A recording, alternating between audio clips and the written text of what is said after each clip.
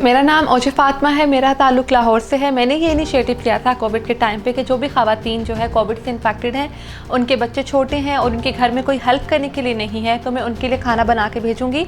ये खाना जो है मैं ख़ुद बना कर भेजती थी। मैंने सोशल मीडिया पर पोस्ट लगाई थी कि जिनको भी घर के खाने की ज़रूरत है तो मैं उनके लिए खाना बना के भेजूँगी। जब मैंने स्टार्ट लिया तो मैंने सोचा था कि तकरीबन डेली बेसिस पे मैं ऑलमोस्ट 50 to 60 लोगों के लिए खाना बना सकती हूँ, लेकिन डे 1 ही मुझे कम से कम जो है 70 to 80 लोगों ने अप्रोच किया।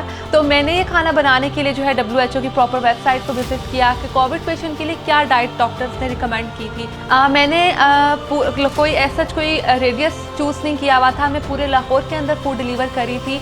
मैंने उसके लिए वो राइडर्स हायर किए जिनकी कोविड के टाइम पे जॉब्स चली गई थी। मैं डेली बेसिस पर उन राइडर्स को खुद से पे करती थी, क्योंकि मैं जिनको खाना भिजवा रही थी मैं उनसे कुछ भी चार्ज नहीं करती थी। लाहौर के अलावा मैंने कसूर में भी लोगों को खाना भिजवाया, शादरा में। इसके अलावा मैंने एक फूड ड्राइव की जिसमें मैं लाहौर से कश्मीर तक गई।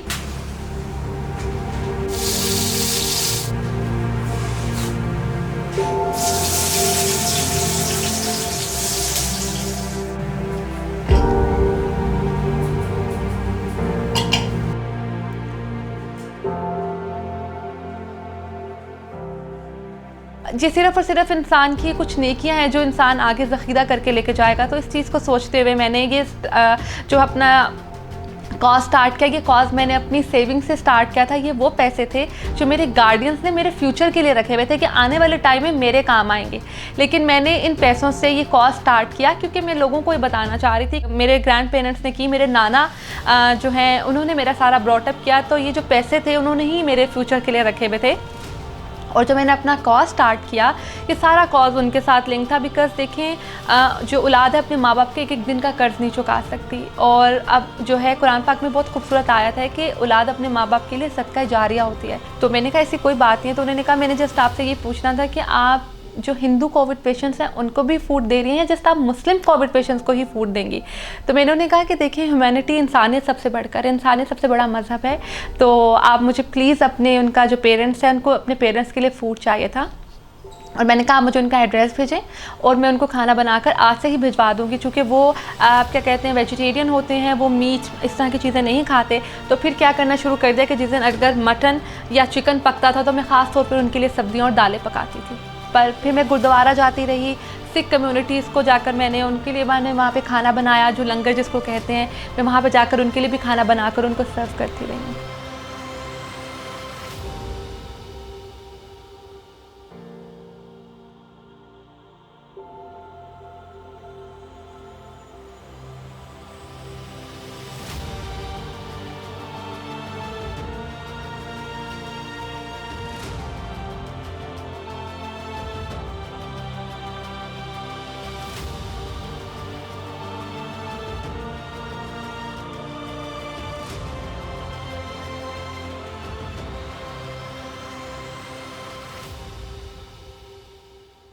कोरोना के दौरान मैं बेरोज़गार हो गया था। फिर उम्मीद की किरण जागी और फातिमा ने मुझे खाना तकसीम करने का काम दिया, जिससे मुझे सहारा मिला और कोरोना के मुश्किल वक्त में मुझे खाना भी खिलाया।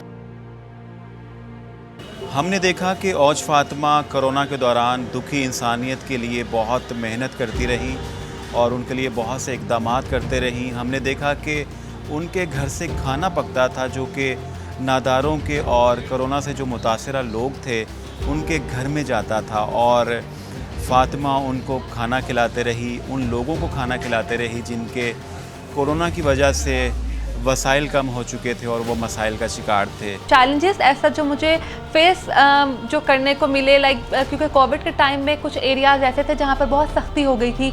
राइडर्स आसानी से जा नहीं सकते थे और राइडर्स को अक्सर अलाउ नहीं करते थे। तो अक्सर ये औकात ये होता था कि मुझे खुद जाना पड़ता था रात को। मैंने सोशल मीडिया पे अपना पर्सनल कॉन्टैक्ट नंबर मेंशन किया था कि मैं 24/7 अवेलेबल हूँ।